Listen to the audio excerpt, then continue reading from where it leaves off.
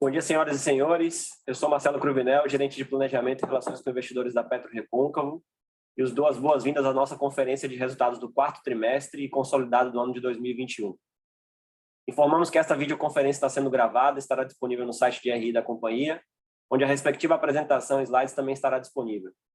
Destaco que, para quem precisa de tradução simultânea, temos uma ferramenta disponível no ícone escrito Interpretation, localizado no centro inferior da tela. Ao selecioná-lo, escolha seu idioma preferido. Para os que ouvem a videoconferência em inglês, a opção de silenciar o áudio original. Estarão conosco hoje conduzindo as apresentações nossos diretores executivos, Marcelo Magalhães, nosso diretor-presidente, Troy Finney, nosso diretor de operações, e o Rafael Cunha, nosso diretor financeiro de relações com investidores. Ao final das apresentações, teremos uma sessão de perguntas e respostas. Para participar, pedimos que vocês enviem suas perguntas através do ícone Q&A na tela, e assim que anunciarmos o seu nome para fazer a pergunta ao vivo, uma solicitação para ativar seu microfone aparecerá na tela. Se você não quiser abrir seu microfone ao vivo, basta escrever sem microfone ao final da pergunta e nós leremos a pergunta por aqui. Antes de prosseguir, gostaríamos de esclarecer que eventuais declarações que possam ser feitas durante essa videoconferência relativas à perspectiva de negócio da companhia, projeções, metas operacionais e financeiras, baseiam-se em crenças e premissas da diretoria da PetroRecôncavo, bem como em informações atualmente disponíveis para a companhia. Considerações futuras não são garantias de desempenho e envolvem riscos.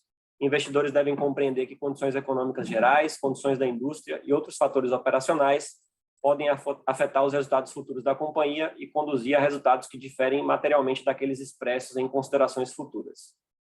Gostaria agora de passar a palavra ao senhor Marcelo Magalhães, diretor-presidente, para iniciar o evento com suas considerações iniciais.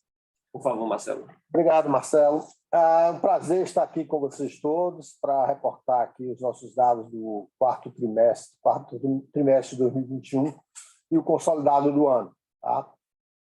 Nós temos mantido um contato intenso aí com os nossos investidores, com o público em geral, e eu acho que já dei muitas amostras para todos vocês de quão satisfeitos nós do management estamos com os resultados alcançados ao longo do ano de 2021. Honestamente, é uma sensação quase que estranha de reportar 2021 aqui. Nós já tivemos mudanças tão profundas no ambiente externo e interno que parece quase que estamos falando de uma outra companhia, né? O preço de óleo e gás é muito diferente do ano passado, o volume de produção da companhia é muito diferente do ano passado, o número de pessoas, o número de campos que a gente opera, tudo isso parece que 2021, de certa forma, é um passado muito distante. Mas eu acho que é extremamente relevante a gente poder falar sobre esses 12 meses que se passaram, porque eles foram, na verdade, fundamentais para que uma boa parte dessa mudança fosse possível. Nós vamos falar aqui muito sobre dados de produção de 2021, sobre dados de custos, sobre dados financeiros do trimestre e do consolidado do ano, mas eu gostaria particularmente de ressaltar inúmeras outras conquistas que a companhia fez durante o ano, que não se refletem plenamente ainda nos 12 meses financeiros e contábeis do próprio ano, mas que já começam a nos dar impactos bastante significativos aqui no dia a dia da companhia, e em breve a gente espera poder reportar para vocês também ao longo dos trimestres de 2022. Então, é sempre bom lembrar, é um ano que a companhia fez um IPO, uma meta muito relevante para essa companhia, que a gente já trabalha nisso há anos, né? É o primeiro IPO de uma companhia no novo mercado baseada no estado da Bahia. Nós falamos aqui hoje do escritório de Salvador, onde a maior parte do corporativo da companhia está baseado.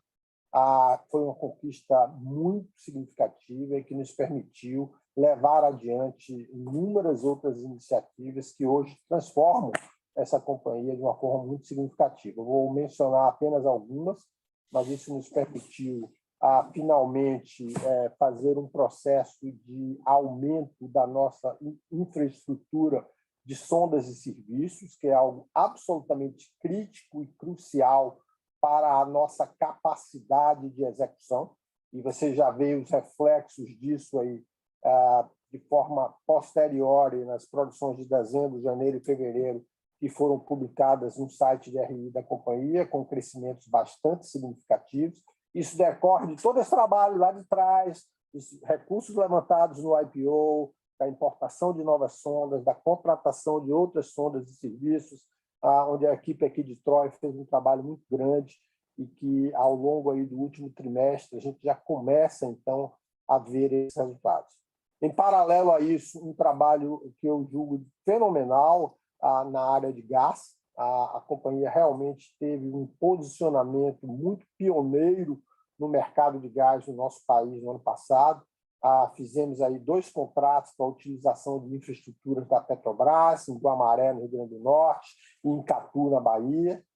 Isso nos permitiu efetivamente concretizar uma posição competitiva muito forte que a gente teve com inúmeras companhias distribuidoras locais, e assim conseguimos, a partir de 1º de janeiro, executar o fornecimento de gás para Portgás, PBGás e Bahia Gás, e ao longo desse período, desde 1º de janeiro, temos sido muito felizes em monetizar, eu diria praticamente 100% de toda a nossa produção de gás a preços bastante interessantes. Então, tudo isso que a gente já veio a ocorrer hoje aqui dentro da companhia e que difere significativamente em volume, em receita, em EBITDA, em relação ao que foi feito durante o ano 2021, só foi possível em função de todas essas conquistas que efetivamente acabaram sendo desaguaram ao longo do ano 2021, muitas delas, de novo, como resultado de meses ou mesmo anos de esforço do time, da equipe aqui da PetroRecôncavo. Então, a gente fica muito feliz. É sempre muito bom a gente poder ver o nosso esforço ser realizado com benefícios muito amplos para os nossos acionistas, para a nossa equipe, nossos colaboradores, para as comunidades onde a gente atua, nas regiões mais pobres do Nordeste. Eu diria que é um orgulho para o Estado da Bahia ter uma empresa pública listada no novo mercado. Mas é importante falar aí de números, e eu acho que mesmo os números de 2021 já nos trazem novidades muito boas. É sempre bom a gente ver uma receita líquida de 1 bilhão, é um landmark muito grande, com um crescimento bastante significativo em relação ao ano anterior, mas, como eu falei, você já vê que esse crescimento passa a se acelerar aí no último trimestre, já como resultado de tudo isso que a gente está vendo. Tá? Então, o EBITDA também foi maior. No caso do EBITDA, aí, o último trimestre acaba tendo um impacto muito grande de aspectos pré-operacionais relativos à aquisição, ao closing das transações de Remanso e, sobretudo, de Miranga, que ocorreu no último trimestre, e também em relação ao efeito do hedge. Eu acho que a gente vai comentar em mais detalhes aqui, que no momento onde a gente está vendo preços de petróleo muito altos, a companhia tinha uma posição hedgeada significativa. Isso afeta o nosso EBITDA de uma maneira muito importante, mas ainda assim, ainda acreditamos plenamente de que foi a decisão mais adequada a ser feita lá atrás, é algo vinculado a todo um processo de financiamento da aquisição de Giasse da Forquilha, que era muito importante que tivesse sido feito daquela forma, naquele momento, para assegurar tudo que a gente vê após isso. Eu acho que isso também configura muito a empresa como uma empresa que se propõe a ter desafios muito amplos, se propõe a crescer, se propõe a entregar muito valor, mas também é uma empresa que tem uma atitude sempre muito ponderada em relação aos volumes de risco que ela quer incorrer, seja no baixíssimo nível de atividade exploratória que a companhia tem, seja na prudência, no próprio ramp-up de operações e produções. Eu acho que o nosso conhecimento do mercado de operação de campos maduros no Brasil, ao longo dos nossos 22 anos, nos dá uma maturidade muito grande para saber quais são os desafios que se impõem a uma companhia como a nossa, para que a gente consiga executar isso da melhor forma possível. Nós hoje estamos passando já quase mais de 1.000 funcionários na companhia, um volume de sondas que já chega a 9, 10, e deve chegar a 15, que a gente sabe melhor do que talvez ninguém o que é necessário fazer para que você tenha essa operação crescente e, sobretudo, segura, para que os nossos resultados possam vir com tranquilidade e num pace adequado. Então, o hedge em si, ele traz muito do que essa companhia é, de ser prudente também, seja no no volume de leverage que ela quer ter, seja no volume de risco que ela quer ter. Mas a prudência não nos impede, como vocês podem ver aí na tela, eu acho que entregar resultados excepcionais, sejam os resultados numéricos deste período de 12 meses que se encerrou em dezembro, seja, sobretudo, os resultados dos milestones alcançados. E aí, só para finalizar, todos já viram o quanto esses milestones começam a impactar os números da companhia agora, no ano de 2022, com crescimentos extremamente robustos de produção no mês de dezembro, mês de janeiro e mês de fevereiro. E a gente já chega perto, aí depois o Troy vai entrar em mais detalhe, ao longo do mês de março, fevereiro, a gente já chega perto a cerca de 97% dos volumes médios previstos para o ano na nossa curva 2T.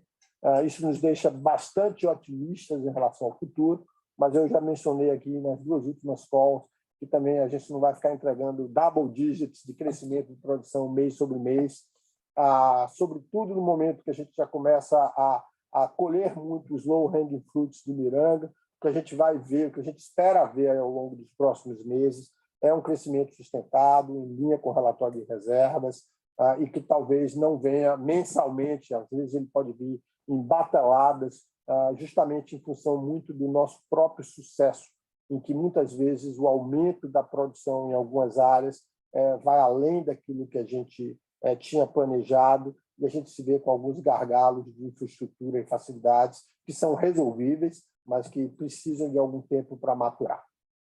Acho que passo agora a palavra para Troy Finner, que vai entrar com mais detalhes aí sobre os volumes e operações da companhia ao longo de 2021 e também já um pouco nos primeiros meses de 2022. Obrigado, Marcelo. Bom dia. A primeira slide é só para dar um perfil de onde estamos parando agora, no fim de 2021, e agora no início de 2022. Já estamos ativos em 2 bacias. O Bacia Bahia, já nós temos na faixa de 12 concessões velhas que ficamos operando para 22 anos, lá embaixo do contrato de Petrobras, que foi a parte da aquisição de Remanso, o Polo Remanso, no fim do ano 2021. 5 concessões que nós operamos com o Recôncavo E&P, que são mais pequenos, que são concessões que permanecem com nós os últimos 19 anos. E adicionando o SPE Miranga, o Polo Miranga, que tem 9 concessões. Então, em Bahia, em total, estamos operando a faixa de 27 diferentes concessões hoje em dia. E na área de Potiguar, nós operamos 32 concessões e uma concessão em parceria com outro operador e um novo bloco de exploratório que vamos furar além desse ano e uma extensão de algumas de nossas operações que existentes em alguns outros blocos.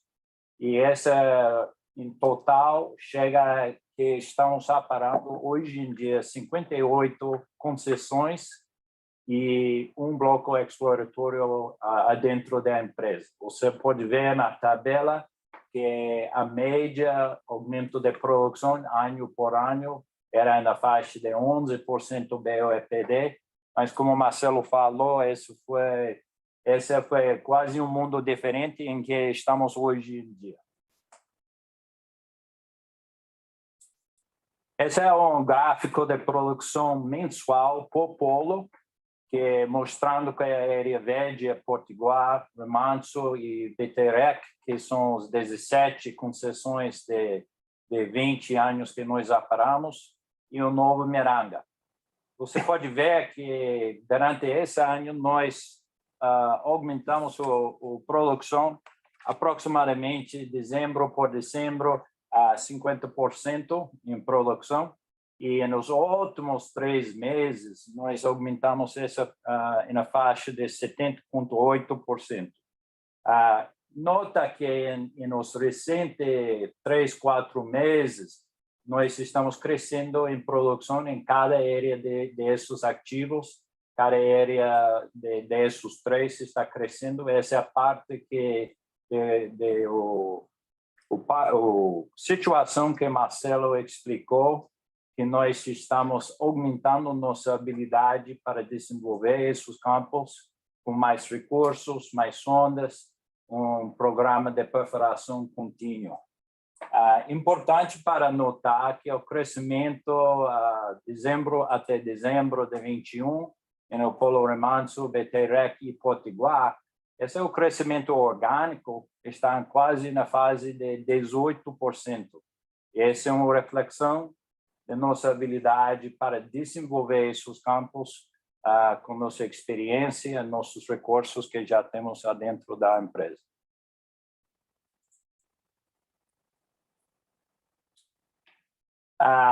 Nesse slide que estamos mostrando um pouco a divisão de gás que foi feito durante o ano.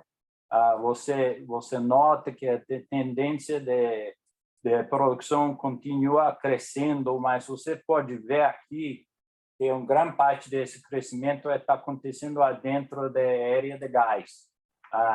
Nesse último trimestre de 2021, nós começamos a crescer o gás que nós tivemos em Potiguar, tivemos um pouco de ajuda da aquisição de Miranga, mas com a aquisição de Miranga, pode ver que a média em janeiro e fevereiro o início desse ano, nossa porcentagem de produção de gás está chegando em BOE, mais ou menos em 35% de nossa BOE está associado com gás. Duas coisas que permitem que isso aconteça, obviamente, essas aquisições, mas a otimização dos vários sistemas de compressão que temos em Potiguar e também aqui em Bahia, e também o aumento que nós estamos vendo nesses contratos e os econômicos para desenvolver o gás nessas várias concessões, que realmente foi bypassado ou foi deixado não completar essas várias zonas por Petrobras em preferência de óleo. Então, nós estamos revisando de novo todos os pousos, todas as diferentes zonas, para abrir várias zonas que têm potencial em gás, que podemos fazer um caminhão aberto dessas zonas para aumentar nossa produção de gás.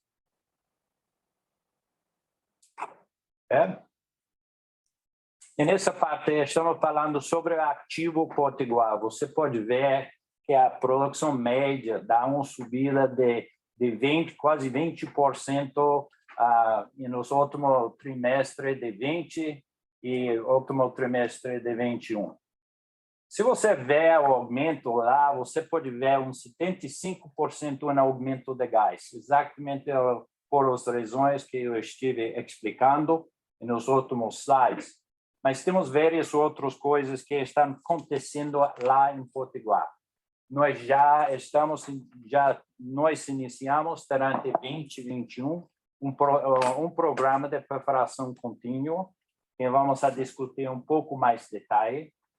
Já no último trimestre de 2021, era uma entrada de um quarto sonda, e agora, nesse momento, já temos 5 sondas funcionando lá em Potiguar, fazendo workovers. Você tem a continuação durante 2021 até agora, intervenções de workovers, colocando pousos em operação que eram fechados de Petrobras, fazendo fracturamentos, estimulações hidráulicas em várias zonas para optimizar a produção, e também a completação dos pousos recém-perfurados nesse programa de perfuração contínua.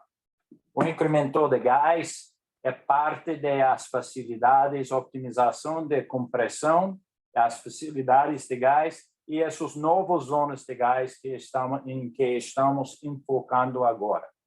E a última parte é a parte da otimização de custos, de capital nessa área. Nós já tivemos sucesso para internalizar os serviços de lama de perfuração e cimentação nos pozos de perfuração em nosso programa. Essa ajuda para baixar o custo de ir nesses pozos na faixa de 5% a 10% em capital para a perfuração de um pozo.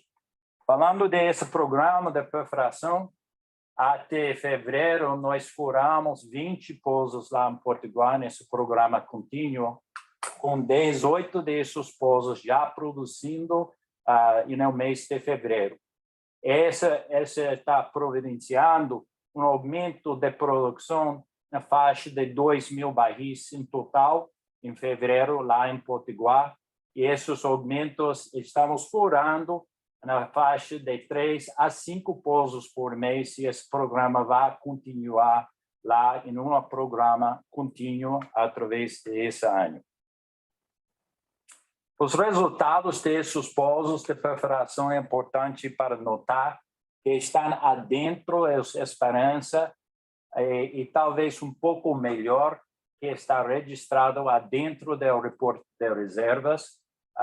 Já estão chegando no prognóstico de produção inicial e os custos estão em linha que nós esperamos, e com essa optimização na área de lama e cimentação, estamos notando uma redução de 5% a 10% nesses custos capital para perfuração, que está ajudando mais ainda esses econômicos. Passando para Ativo Bahia, você pode ver esse aumento no último trimestre lá, é associado em parte para o Polo Miranga chegando com a quantidade de gás produzido. Se nós olharmos essa bacia, durante o ano, esperando o fechamento da compra de Remanso, fechamento da compra de Miranga, a atividade aqui em Bahia foi um pouco baixo durante esse tempo, esperando esses fechamentos dessas compras. Mas ainda nós atacamos o Polo Miranga quando nós fechamos Miranga. E você pode ver no gráfico na direita, você pode ver que já rapidamente, em um período de 2 ou 3 meses, nós ganhamos um aumento de aproximadamente 30% na produção em BOEPD, parte foi em gás, parte também foi em óleo, em optimização desse campo e execução de algumas workovers. A nível de atividade em Bahia continua crescendo. No último trimestre, nós colocamos sonda na primeira 3 semanas de operação de Miranga para executar algumas workovers que já tivemos identificado dentro do reporte de reservas, e nós continuamos aumentando a quantidade de workovers e investimentos lá. Hoje em dia, nós não estamos em 2 sondas em Bahia agora, já chegamos a 4 sondas executando workovers lá em Bahia, e essa vai ser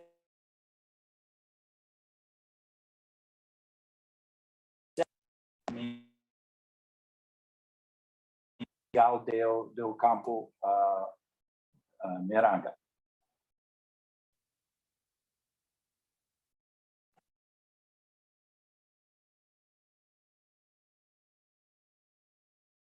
Eu vou falar um pouco sobre o relatório de reservas para o fim de 2021, para os investidores e o mercado.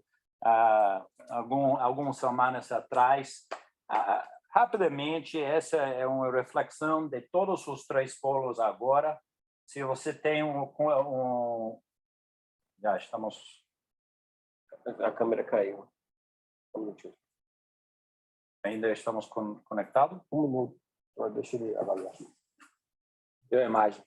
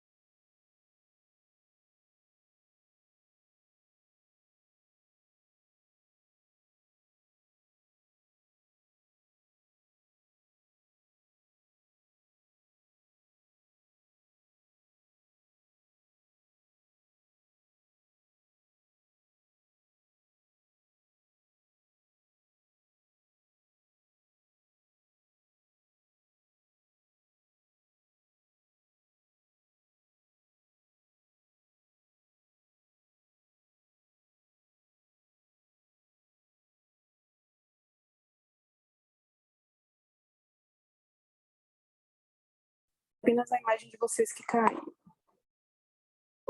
Ok, parece que tá ok. Voltamos. Está bem? Tivemos aparentemente aí uma falha técnica aqui na sala de Zoom. Estamos checando aí se vocês nos ouvem e nos veem adequadamente para que a gente possa retomar o call.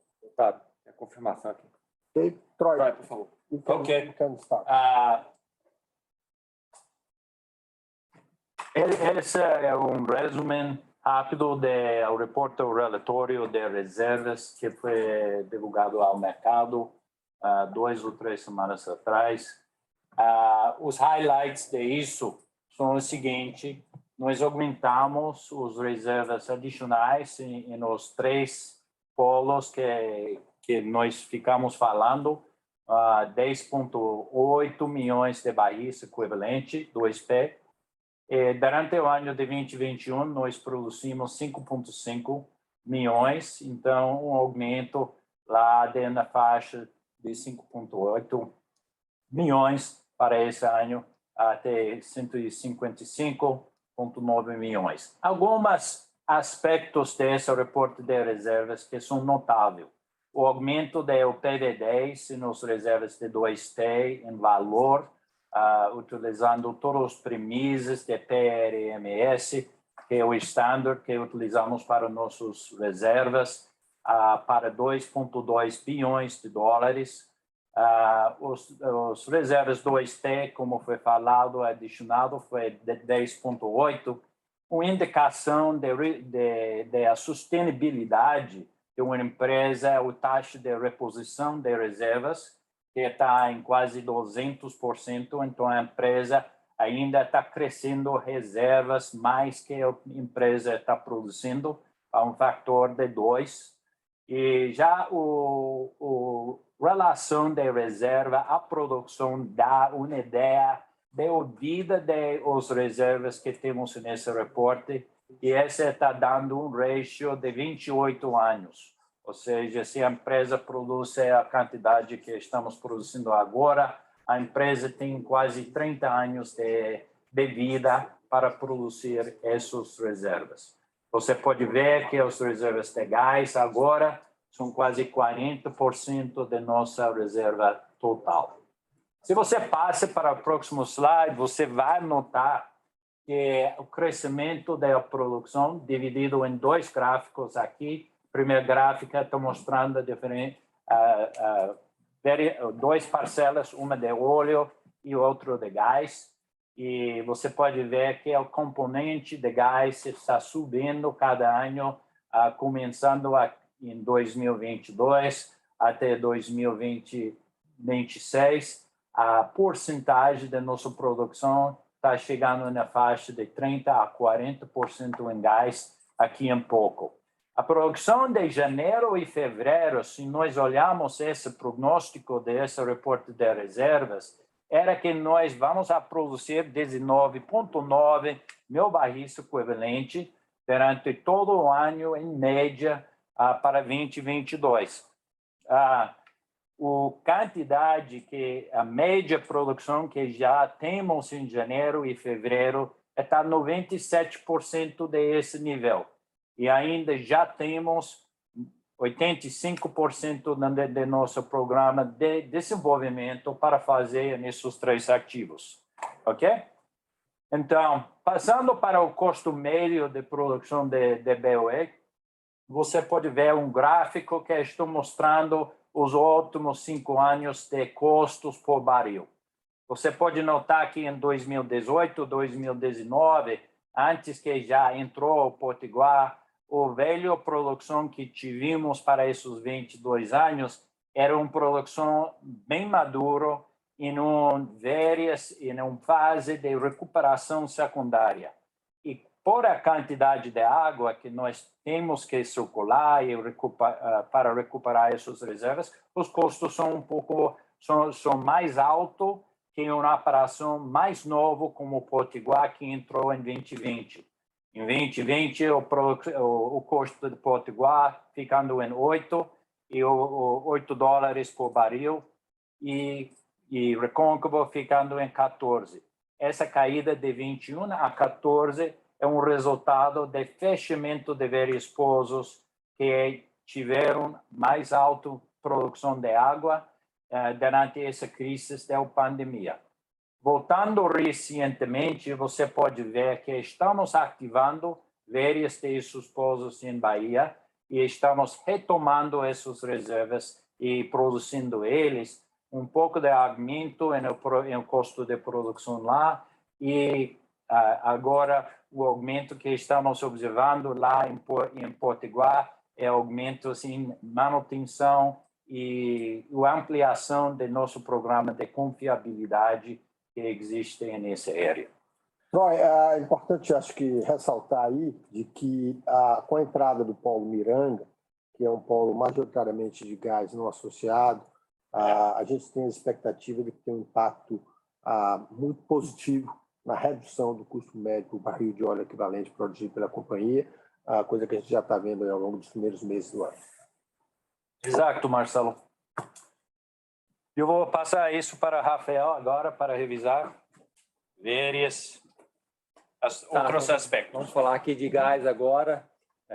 Bom dia a todo mundo. E depois um pouco mais da parte financeira, né? Então, no gás, como o Marcelo mencionou no começo, é uma coisa que mudou o funcionamento a partir agora de janeiro desse ano. Antigamente, a gente vendia toda a nossa produção de gás rico para a Petrobras e agora, basicamente, a gente contrata serviços de processamento e escoamento dessa produção e da nossa antiga realização de gás rico somente para a Petrobras. Agora, a gente tem 3 fontes diferentes de receita dessas moléculas de gás. O gás seco processado ele tem sido vendido para 3 diferentes distribuidoras estaduais, a Bahiagás, a Potigás e a PBGás. Normalmente são contratos aí que é majoritariamente uma parcela de preço fixo em dólar, com algum tipo de fator de correção.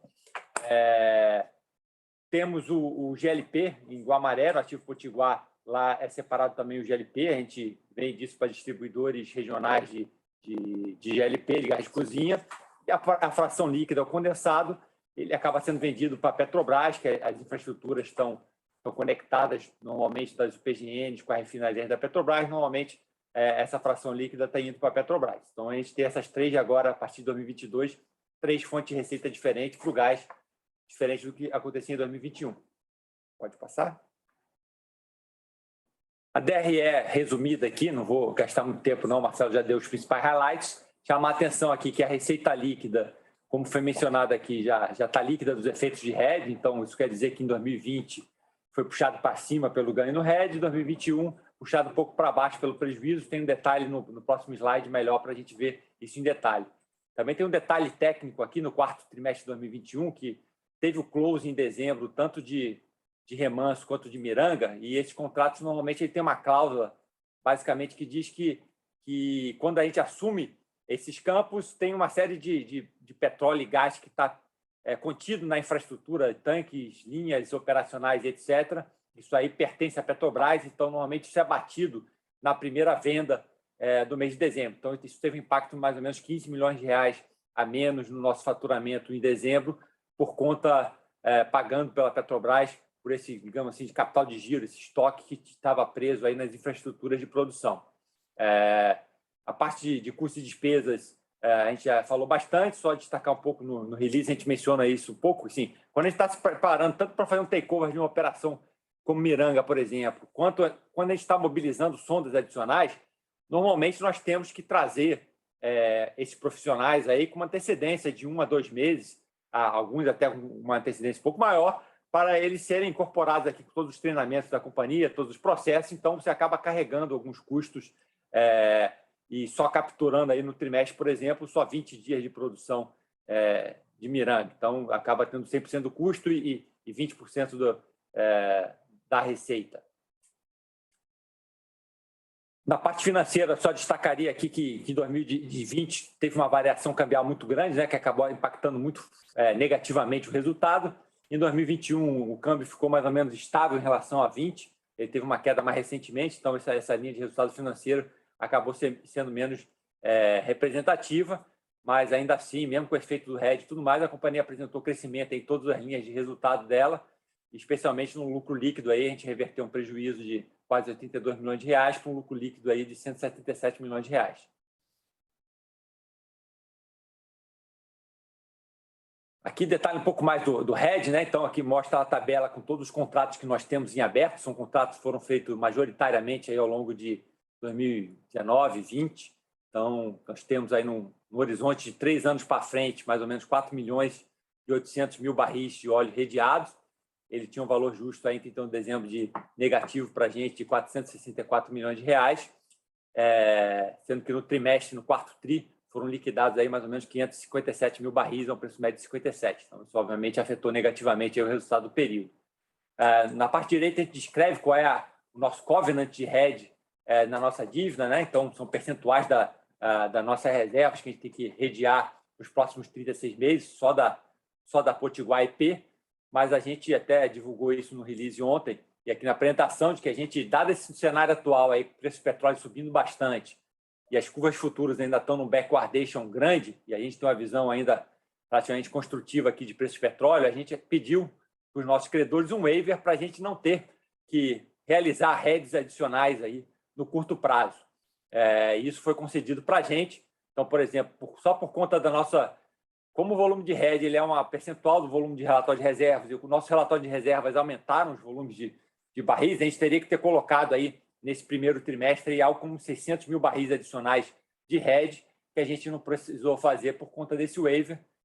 Isso dá um pouco mais de flexibilidade para a gente. Também a empresa mudou muito de patamar, tem receita relevante de gasto, e agora o ativo Miranga todo, o close de remanso. Então, os credores entenderam que não era mais necessário ter uma fração tão grande da produção redeada.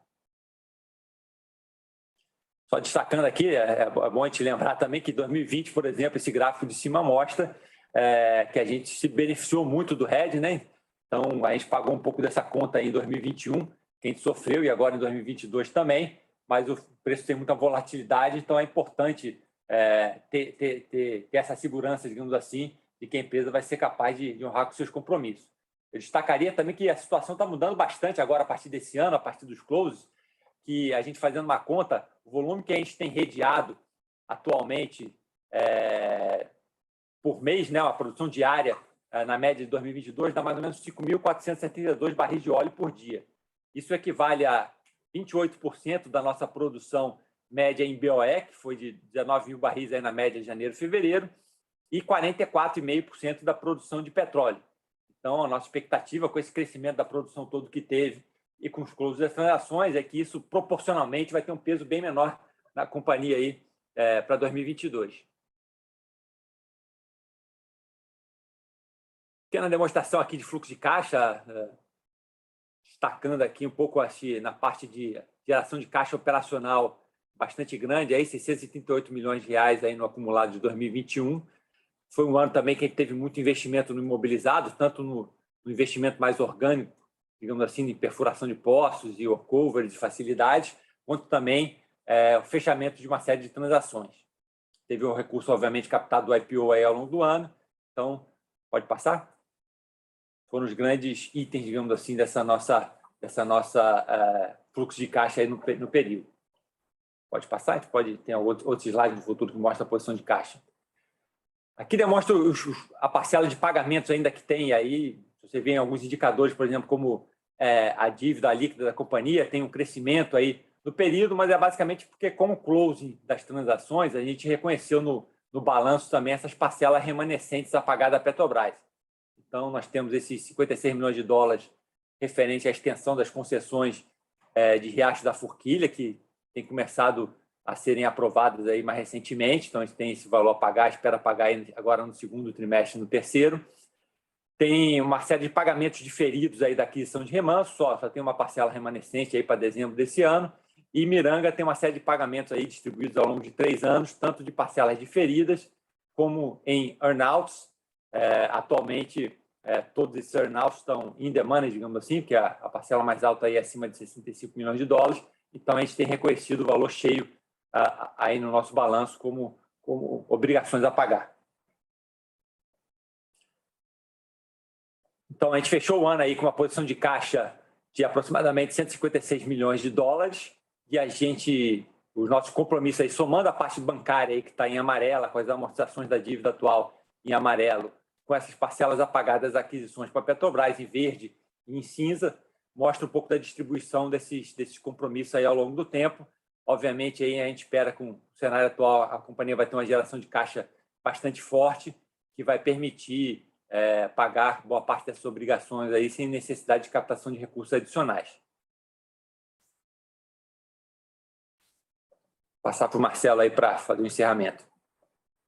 Pessoal, acho que o Troy e o Rafael detalharam muito aí o que foi esse ano, mas como eu já falaram um pouco aí do primeiro trimestre de 2022, né? A gente continua aqui trabalhando muito forte para mobilizar equipamentos, mobilizar pessoas.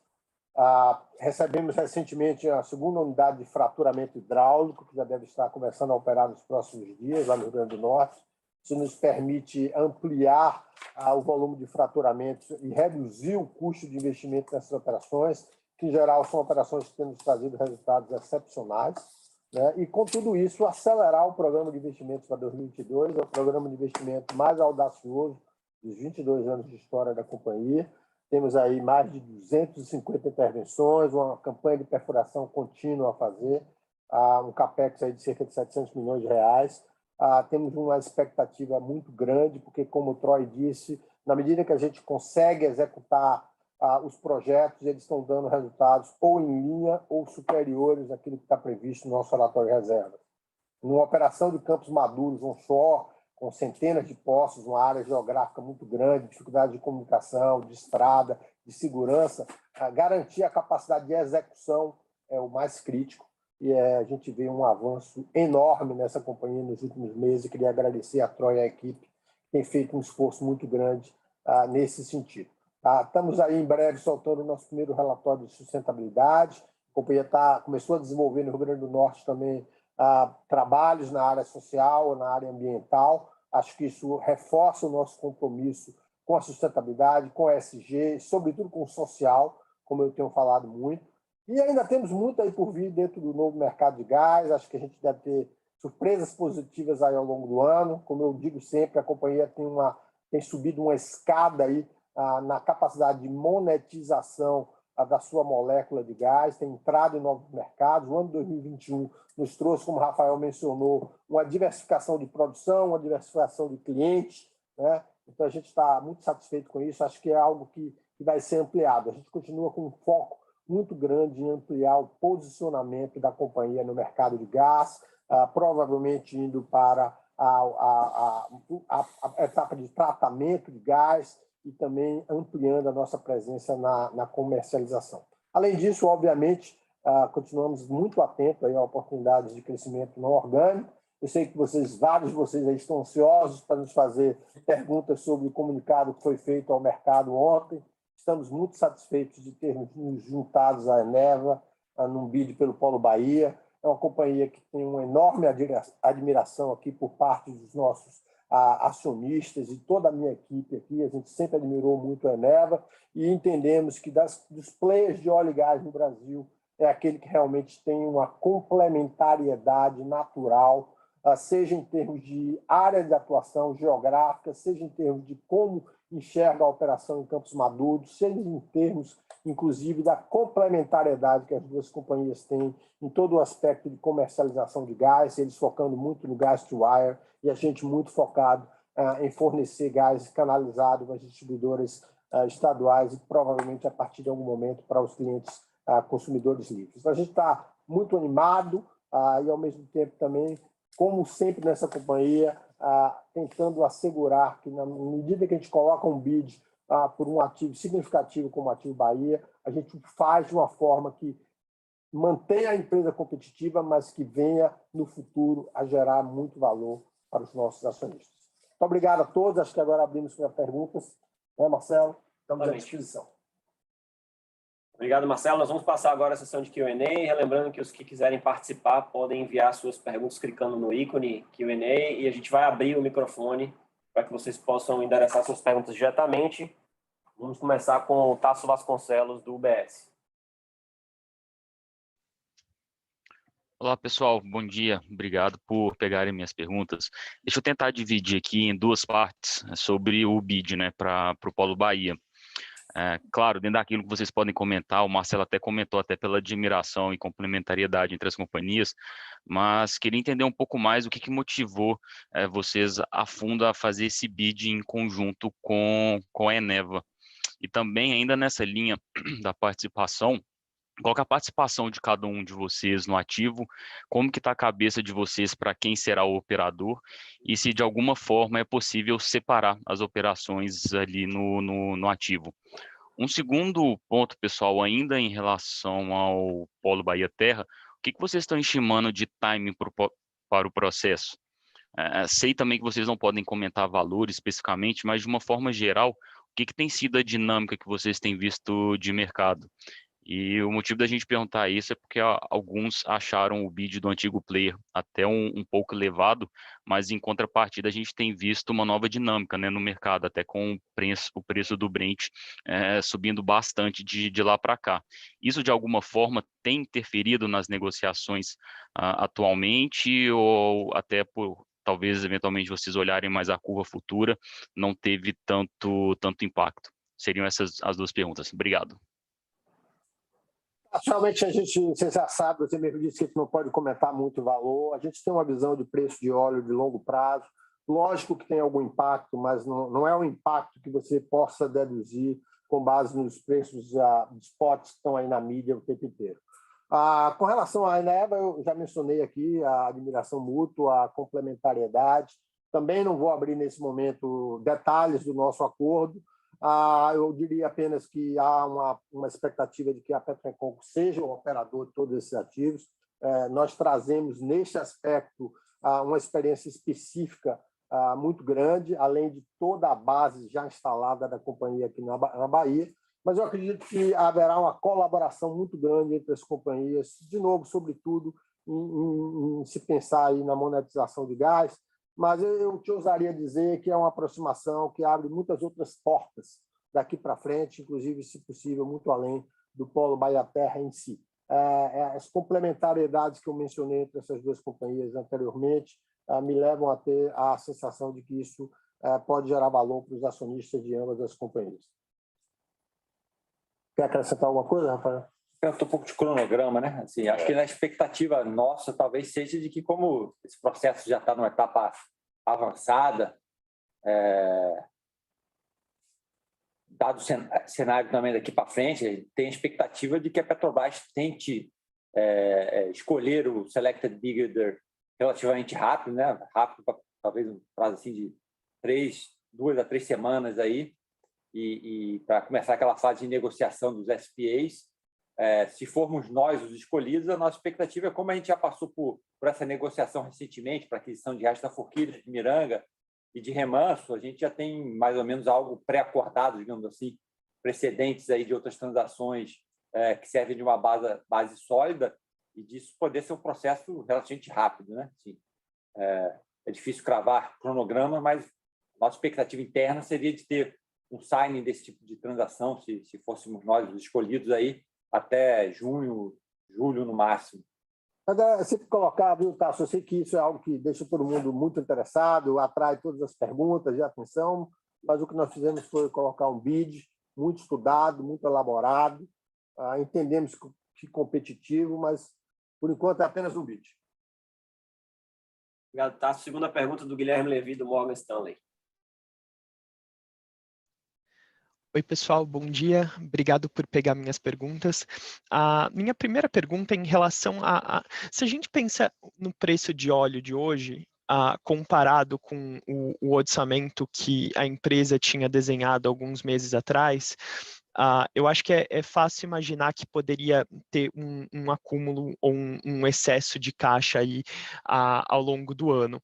Então, eu queria entender, talvez, o que poderia ser feito aí com esse excedente de caixa, né? Se todo o excedente de caixa poderia ser usado para acelerar a campanha de CAPEX de maneira orgânica, se talvez hoje faça mais sentido você acumular esse caixa para ter um firepower maior para uma potencial transação de crescimento inorgânico.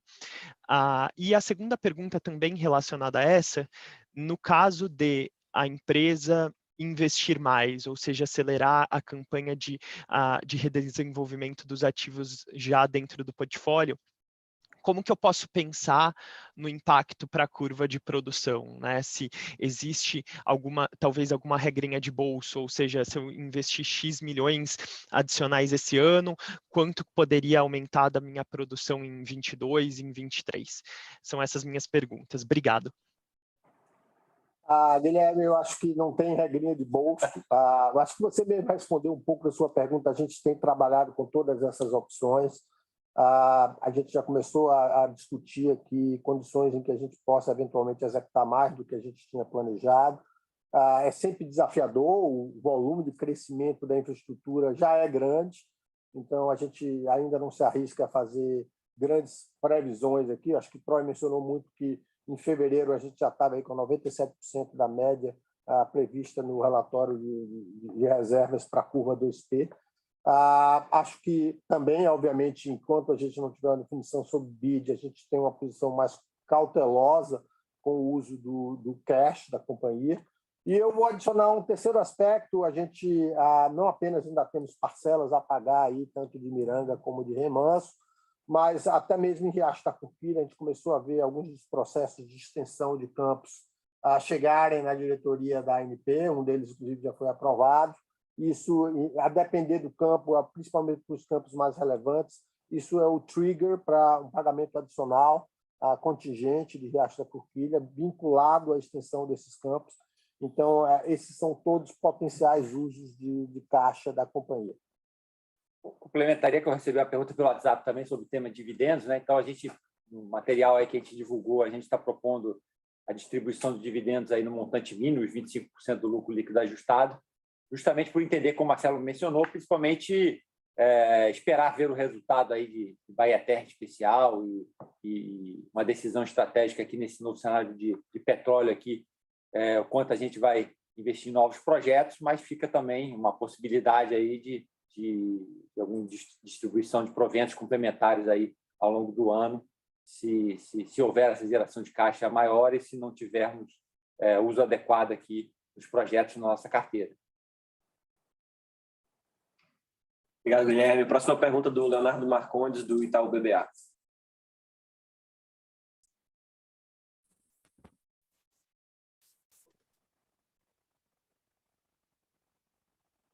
Leonardo, seu microfone já foi liberado.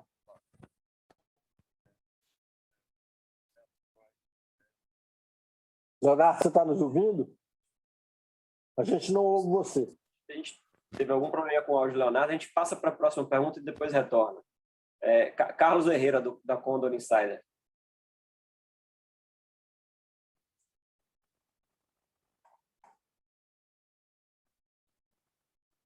Carlos?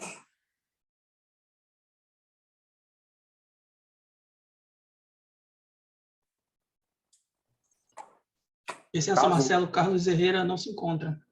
Ok. Então vamos para o João Friso, da Goldman Sachs.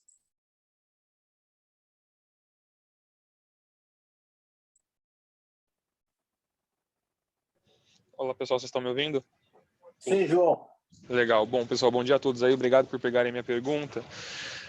A minha pergunta também é em relação ao anúncio que vocês fizeram ontem, né? Óbvio, na medida que vocês possam aí comentar. Quando a gente olha para a alavancagem do quarto TRI, né, a gente já vê a companhia rodando aí umas 2 vezes dívida líquida e EBITDA. Né, e dado a relevância que um projeto como o Bahia Terra teria no portfólio de vocês, a gente queria entender, na visão de vocês, qual que seria o funding mais provável para um projeto desse tamanho, caso o processo com a Petrobras siga em frente. Obrigado. Boa pergunta, João.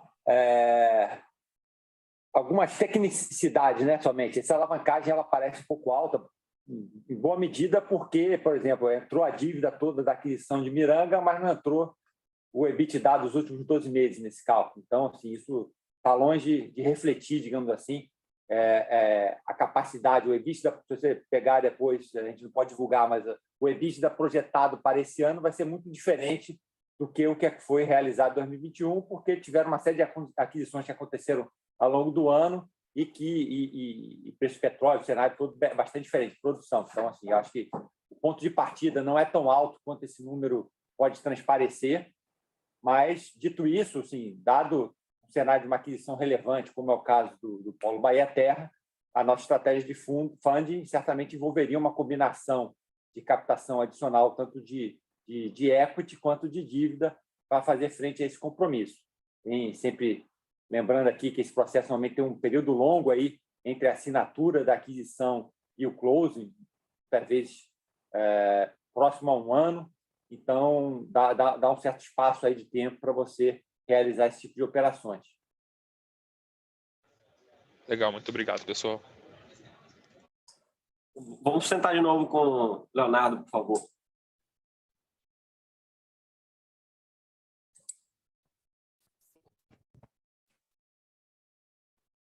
Ainda não te ouvimos, Leonardo. Alô, pessoal, melhorou? Agora. Opa, legal. Bom dia aí, pessoal. Marcelo, Troy, Rafael, Marcelo também. Obrigado por pegarem minhas perguntas. Desculpa aí o problema técnico, né? Mas, bom, vamos lá. Minha primeira pergunta também em relação à Bahia Terra, tá? Até desculpa em tocar demais no ponto, mas eu queria saber se nesse processo especificamente teve alguma exigência diferente da Petrobras, dado que, de acordo com as notícias que saíram por aí, né, o primeiro bidder não conseguiu apresentar as garantias necessárias, tá? Então, essa é a minha primeira pergunta, se teve alguma coisa diferente, alguma exigência diferente da Petrobras no processo. Minha segunda pergunta é sobre Urucu. Queria entender se a empresa tem algum tipo de interesse no ativo. Se sim, quais seriam os desafios para operar o ativo, que era uma bacia mais distante, né? E também quais seriam as vantagens competitivas do ativo na visão de vocês? E minha terceira pergunta aqui seria sobre o mercado de sondas no onshore brasileiro, né? Como que vocês estão vendo as dinâmicas de supply e demand desse setor, né? Imagino que a demanda esteja bem alta por esse tipo de ativo, né? Mas queria entender se vocês enxergam algum tipo de gargalo nessa questão. Então, são essas 3 perguntas. Obrigado. Leonardo, a gente realmente não pode comentar em aspectos específicos, aí, em detalhes. Aí você teria que dirigir a pergunta lá para a própria Petrobras ou para o JP Morgan, que é o banco que está advising eles nesse processo. A gente não tem autorização para comentar detalhes da carta convite.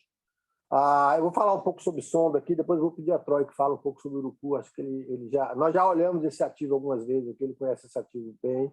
E pode falar um pouquinho aí sobre os desafios de operar numa bacia diferente e alguns desafios de comercialização ali também. Com relação ao mercado de sondas, a gente conhece esse mercado muito bem, né? Temos aí, inclusive, acionistas nossos que são aí especificamente nesse mercado. Como vocês todos sabem, é uma área que a companhia decidiu já lá há muito tempo atrás verticalizar, uma integração vertical. Eu sempre repito que eu considero isso uma vantagem competitiva sustentável muito grande da companhia, esse nosso know-how em operar sondas de workover, sondas de perfuração, equipamentos de fraturamento, de lama, de cimentação, uma série de outras coisas. A gente justamente fez isso porque a gente conhece a relativa imaturidade desse mercado aqui no Brasil, causado pelas décadas de centralização da compra de serviço numa única companhia. Isso geralmente tem um impacto muito grande, no nosso caso tem impacto em eficiência, competitividade, preço e até mesmo segurança. A gente tem assegurado aí ao longo dos últimos meses a importação de alguns equipamentos, mas a gente também não tem dogma de que a gente necessariamente precise operar todos os equipamentos próprios com equipes próprias. Nessa etapa de transição aí, a gente não tem tido dificuldades muito grandes em contratar serviços. A gente tem um mix, a gente, além das sondas próprias, a gente tem hoje contratados equipamentos de terceiros que são operados por pessoal próprio nosso. Estamos avaliando contratar sondas full service também, onde o equipamento e as equipes são das empresas. Acho que isso é um mix saudável, nos coloca em competição um pouco com nós mesmos, nos força a provarmos que somos muito eficientes. Eu diria que 2 desafios têm se mostrado importantes nesse mercado. Um é o desafio do nível de integridade desses equipamentos. A gente tem sido muito criterioso em garantir de que os equipamentos que a gente compra ou aluga estão num nível de integridade física e mecânica muito alto.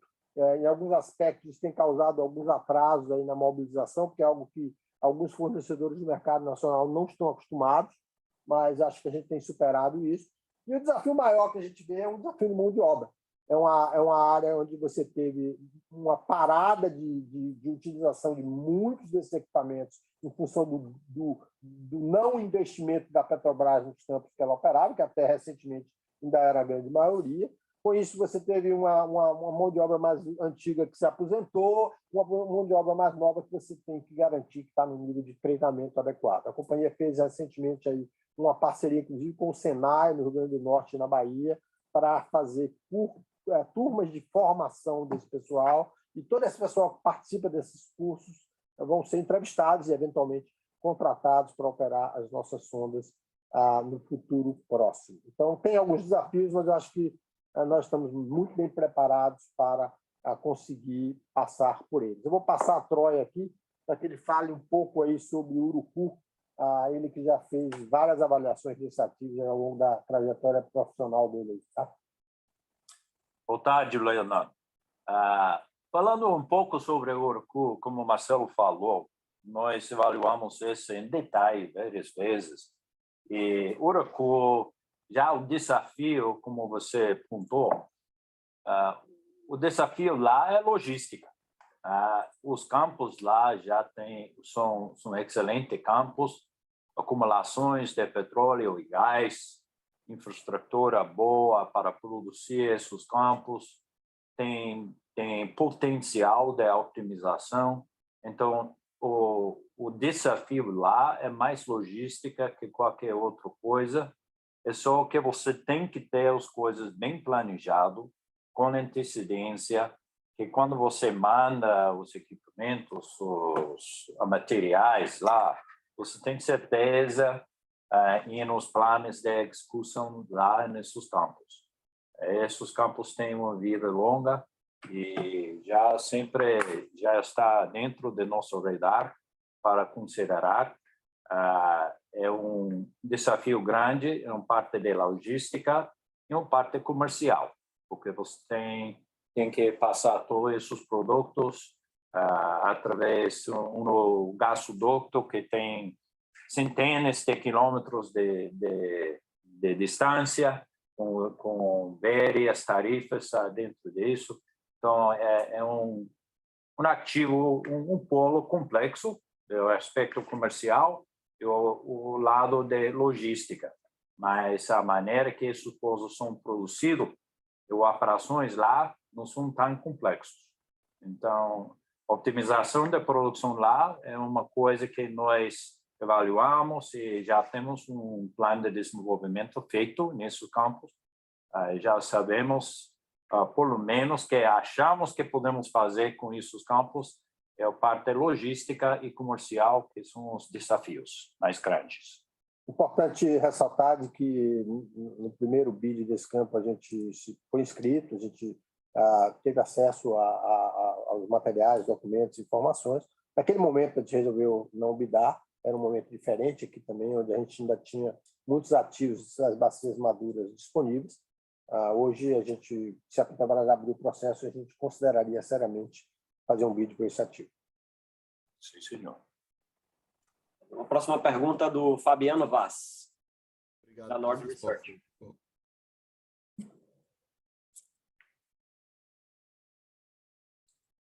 Fabiano, pode abrir seu microfone, ainda está em mudo.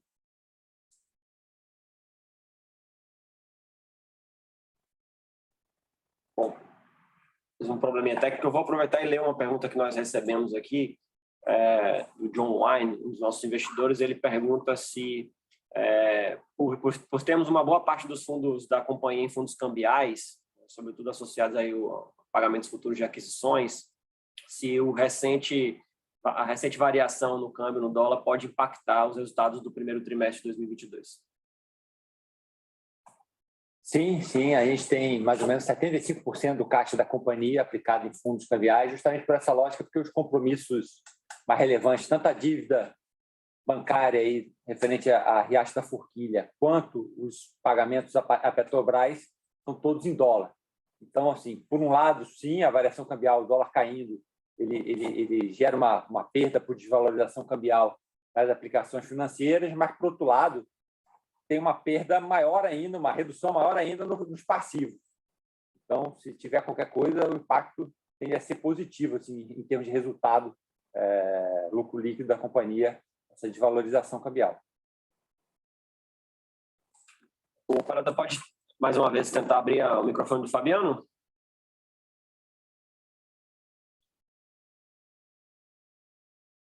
É a nossa última pergunta. Eu vou ler a pergunta aqui, então, Fabiano. Ele pergunta aqui, além do Polo Bahia Terra, se a companhia hoje tem algum outro ativo em fase de prospecção, se a Petrobras ainda dispõe de algum ativo de desinvestimento que faria sentido para a companhia. Ele adiciona também se nossas expectativas com relação ao custo médio de produção que é possível esperar para esse ano. Bom, eu diria que o ativo mais óbvio seria Urucu. Acho que, fora ativo Bahia, é o único ativo em terra ainda disponível no portfólio da Petrobras. No passado, a gente olhou algumas coisas em águas rasas, não quer dizer que não possamos continuar a olhar se ficarem disponíveis. Mas a companhia, ao longo deste ano de 2022, ela está se estruturando muito para ter uma área muito específica aqui de M&A, reforçar a área de novos negócios. Nós estamos discutindo muito com o nosso conselho de administração estratégias de crescimento inorgânico. Tá? Não temos ainda uma definição, mas estamos, no momento, fazendo um mapeamento de alternativas que possam ir além da aquisição de campos maduros no Brasil. Isso claramente já está num fim de ciclo. Né? A gente entende que é muito possível que a gente tenha um outro ciclo aí onde as empresas vencedoras possam ter algum tipo de cooperação ou de mergers ou de M&A ou de algum tipo de contrato de produção, coisas dessa natureza. A gente sempre olha aqui para alguns ativos de menor porte que existem no mercado e, eventualmente, podemos olhar também para a América do Sul, aí, dentro daquilo que é a característica da companhia. Mas, de novo, isso está em aberto, a gente está reforçando, estruturando, não apenas um time com pessoas, mas com processo, com uma visão clara daquilo que a gente vai vir a analisar ou não dentro de ativos ou negócios ou joint ventures que possam abrir avenidas de crescimento inorgânico para a companhia. Acho que nesse ano isso é uma questão formativa. Temos um desafio muito grande de entregar o crescimento orgânico. Não é fácil, eu repito sempre que a nossa atividade demanda muito, é um volume de atividade muito grande, um volume de recursos muito grande. O manager da companhia tem que estar muito focado em entregar isso e, eventualmente, numa progressão que venha a ter Bahia Terra, também vamos ter uma atenção muito grande nos aspectos de negociação do SPA com a Petrobras e preparação da estrutura da companhia para assumir esses campos que são bastante significativos. Segunda parte da pergunta, expectativas com relação ao custo médio de produção para o ano de 2022. Como o Marcelo falou, já estamos integrando agora o Campo de Miranga. O Campo de Miranga tem uma grande quantidade de gás que não está produzindo agora, que precisa ser otimizada. E sempre esses campos de gás têm um custo por barril equivalente que é bem baixo de operações que são recuperação secundária ou em campos de petróleo inicial. Então, eu acho que o desenvolvimento desse gás através desse ano vai dar um custo por barril ponderado que vai melhorar ou reduzir em uma maneira através de todo esse ano, quando nós chegamos a perto de 35-40% da nossa produção em BOE, ao lado de gás. Esse vai ser o número médio da empresa. Outro lado, por aspectos específicos de custo fixo e custo variável de produção de pousos, e produção de fluidos. Já sempre estamos nessa luta para reduzir esses custos, em particular com respeito a custos fijos. Parte do benefício de ter Miranga ao lado de Remanso, de nossa operação existente, que já podemos capturar algumas sinergias que já temos com custos fijos existentes, que existe lá. Também estamos considerando isso essa oferta e essa potencial aquisição da Bahia Terra, que essas sinergias vão ajudar bastante em o custo para o barril total para entregar essa produção. Dito isso, só complementaria assim que eu acho que são forças assim em várias direções, né? Eu acho que tem uma série de forças, como o Troy falou, de ganho de escala e de mix de produção de gás que tendem a puxar para baixo. Por outro lado, a gente está no cenário inflacionário, né? Tanto no Brasil quanto no mundo, e também a desvalorização cambial, né? Se perdurar, você pensar em custo por barril por dólar, o dólar caiu quase 10% aí. Também. Isso vai impactar. Nos 2 meses acaba impactando um pouco, então são combinações de forças diferentes aí nesse aspecto. Ok. Com isso, encerramos aqui a sessão de perguntas e respostas. Eu passo a palavra aqui ao Marcelo para as considerações finais. Obrigado aí a todos pela atenção, pelas perguntas. A gente está sempre disponível aqui para poder conversar sobre a performance e as expectativas da empresa com vocês. É sempre um prazer muito grande. Estamos num momento muito bom, estamos muito animados, né?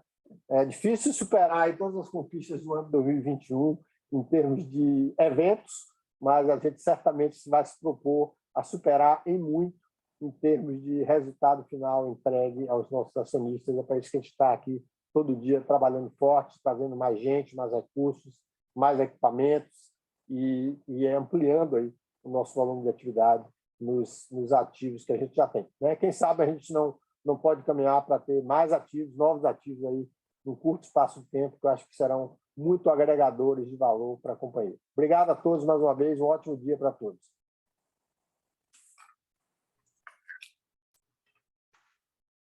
A videoconferência de resultados está encerrada. O Departamento de Relações com Investidores está à disposição para responder as demais dúvidas e questões.